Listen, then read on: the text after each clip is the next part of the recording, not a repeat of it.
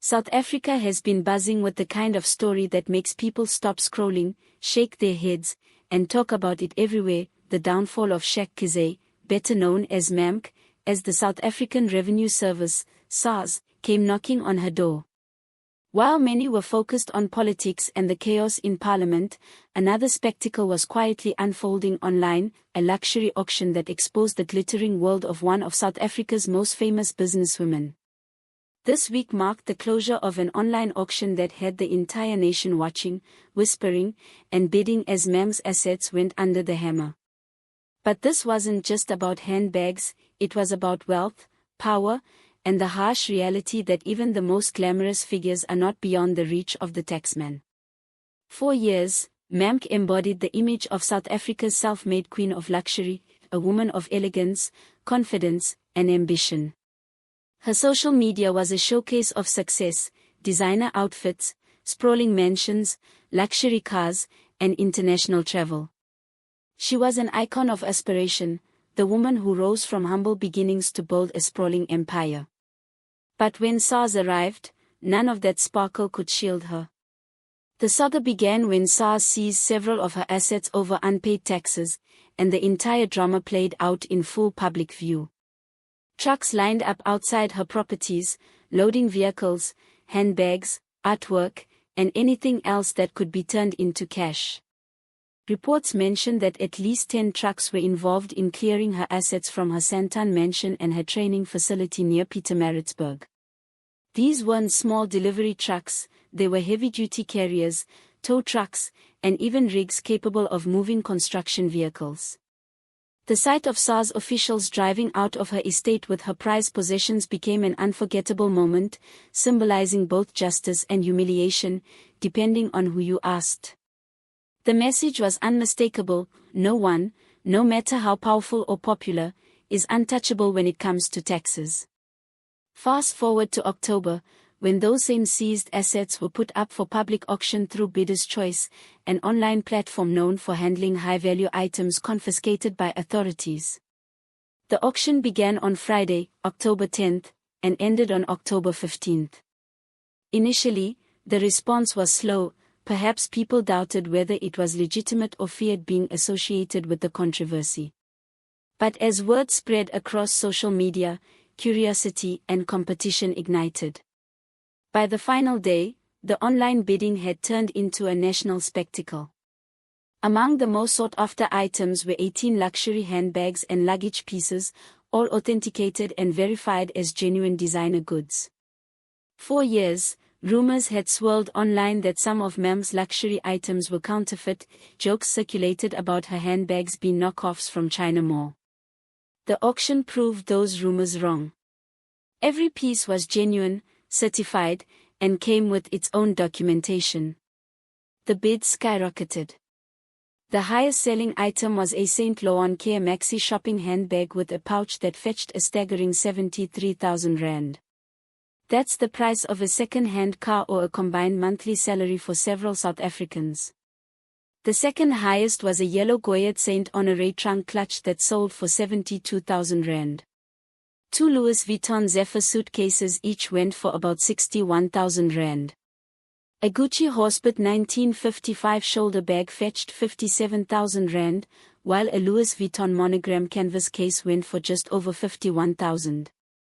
Even a quirky red velvet Goyette French Bulldog tote went for a cool 50,000 rand. And it didn't stop there. Every item, big or small, found a buyer. Even pin boards and miscellaneous household goods went for as little as 10 rand, painting a vivid picture of extravagance colliding with reality. The auction's most talked about item, however, was MaMk's 2021 Lamborghini Urus, the very car she was often seen flaunting online. The bid for that sleek luxury SUV reached a jaw-dropping 4.8 million rand, pending final approval. It was an almost poetic symbol of how swiftly fortunes can change. The same car that once epitomized her wealth, now part of a legal tug-of-war over unpaid taxes. The image of a Lamborghini being auctioned off by SARS was powerful. It represented not just a personal loss, but a national reminder of accountability. There's something cinematic about this entire saga: the rise, the wealth, the glamour, and then the public fall. SARS didn't just seize property, it sent a statement. No matter your fame, political ties, or online influence, the law remains the law. But to truly understand why this story resonates so deeply, you have to look at Mamkhize's past. This isn't her first run-in with the tax authorities. Long before her fame as a social media personality and reality TV figure, she had already been on SARS's radar. In the early 2000s, her construction company, Zikili, faced scrutiny over alleged financial irregularities. Yet each time controversy struck, she managed to rebuild herself, stronger, wealthier, and more influential. That resilience became part of her mythos, the woman who never stays down for long. However, public life comes with its own risks. Living out loud means every success and every stumble happens in the spotlight. As her supporters flooded her social media pages with words of love and encouragement, others demanded answers. How does a woman with so much apparent wealth fall so far behind on her taxes again? Was this purely a financial issue, or was something deeper happening behind the scenes? In South Africa, such public takedowns often carry a political undertone. Many believe SARS, under pressure to prove it can hold the wealthy accountable, deliberately made an example of her. The country has been clamoring for transparency and equality before the law, especially in the wake of scandals involving politicians and elites who often escape consequences. Mamkhize, willingly or not, became the symbol of that reckoning, the face of a justice served for some, and selective targeting for others. Regardless of which side you fall on, there's no denying the emotional gravity of her situation. Imagine waking up one morning to see the things you once flaunted online, your bags, your cars, your art, being sold to strangers for a fraction of their value. The same possessions that once inspired envy are now being itemized, photographed, and auctioned for public consumption. It's not just financial devastation, it's personal exposure on a national scale. Yet those who know Mamkhize also know her spirit. She's turned pain into power before, and many believe she will again. Whether she uses this experience as a lesson, a reinvention, or even new content for her personal brand, her track record shows she knows how to transform scandal into opportunity. Still, the timing of this auction hits differently. South Africa is struggling through an economic crisis, rising unemployment, soaring food prices, and deepening inequality. Seeing handbags sell for 70,000 rand while millions can't afford groceries sparked a mix of outrage and fascination.